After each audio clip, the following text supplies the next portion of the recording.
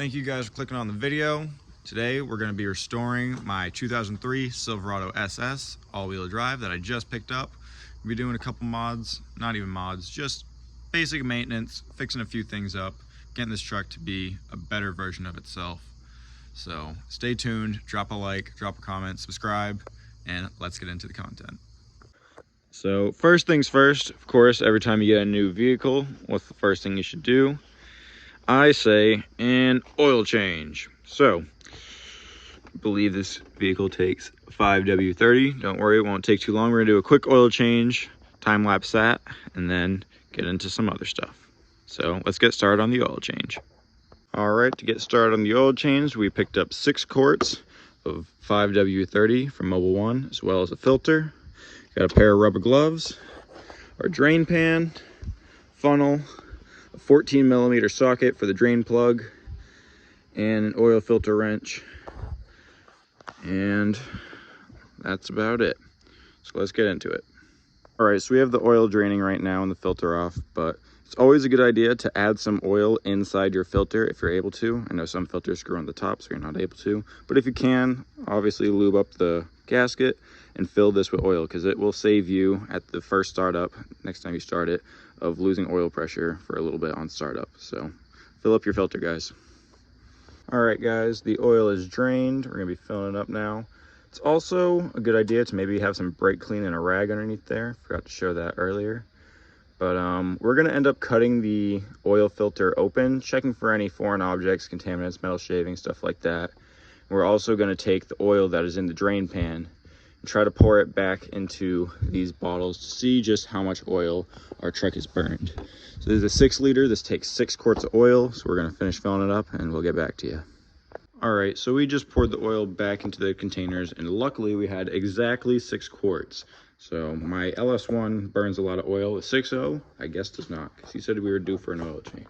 But now we're gonna crack open this filter.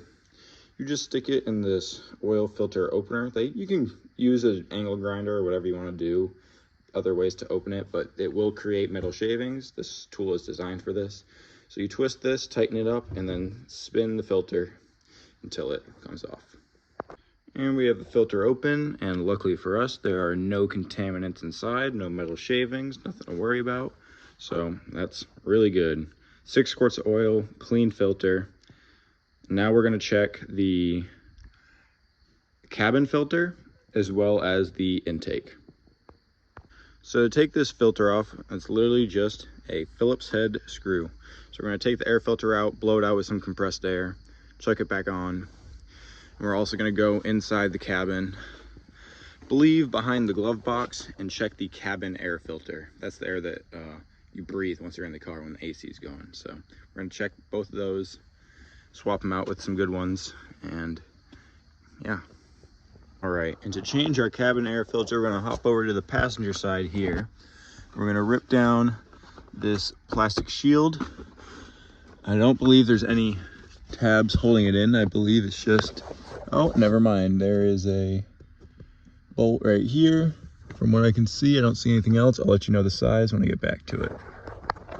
All right, there's actually 3 7mm bolts holding this cover in place. One all the way to the right, one in the middle, and then one still attached further down into there.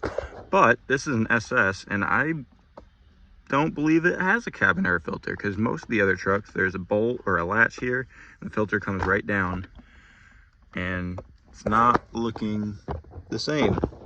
So put in the comments, do you guys have an SS? Have you changed your cabin air filter? Is there one? Let me know. And our next project is pretty quick and easy, very simple. This truck did not come with a gas cap. So I went to Pick and Pull not too long ago, picked up a fresh gas cap. So we're gonna be installing that. So right now there's a code for an evap something. If I remember, I'll write the code right here in the description, not in the description, on the screen, but did not come with a gas cap. So we picked up a very nice gas cap indeed. So we just have to take this apart, insert it onto here, and then we have a fresh gas cap. All right, the next thing we're going to be doing is removing these fog lights, even though there's no lights behind there, whatever you would call it. So I already took the other side out. There's 3 7mm screws that attach, 1 on this side and 2 on this side. This tab was broken, but just small little 7mm. So get yourself a socket, take those 3 off, and then we're gonna end up painting these. So we'll see how that looks out once we're done. Right, now that we got both of the fog light housings off, we're gonna spray them down with some soap and water, clean them off, scuff them up with some sandpaper, and paint them. So let's get to it. All right, guys, we got the fog lights sanded up just a little bit, nothing crazy. We're gonna hit them with some primer and then with some gray paint, and hopefully let them dry, toss them back on, and see how it looks. So let's get to painting. All right, we got them sprayed down with some primer, and I just did the first coat of paint, and it's not too much different, so hopefully the paint goes smoothly. And we are almost done, just about ready to throw these on the car. All right, we're also gonna fill this vehicle up with some washer fluid because I keep getting the notification on the dash. So we got a little bit of fluid left and some Rain-X additive to make the water bead up on the windshield. So we're filling it up. I understand why the washer fluid is low. We just filled it up with what we had left and instantly dumping onto the ground. So looks like in one of these upcoming videos, we're gonna get a new washer fluid bottle or reservoir. So yeah. All right, but we are almost done with the fog lights. All right, guys, we got the fog light housings painted and thrown back in the truck. I painted them with the satin gray that I just had laying around in the cabinet. It doesn't look terrible. It almost matches the grills right here and up top, but not quite.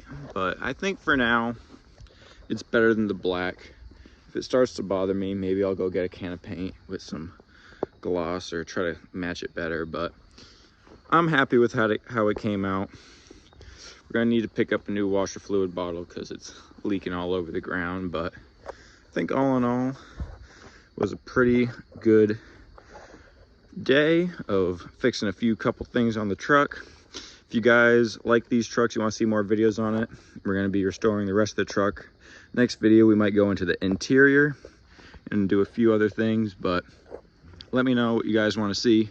Thank you guys for watching. Please like and subscribe. Thanks for watching. I know we didn't get too in-depth in this video, mainly just an oil change, but stay tuned for the next one. We're diving deep into the interior, and we're almost at 100 subscribers. So thank you to everybody that has subscribed. If you want to subscribe, you're going to be seeing a lot more Chevy content coming your way. So stay tuned for that. And thanks. See you guys. Later, skaters.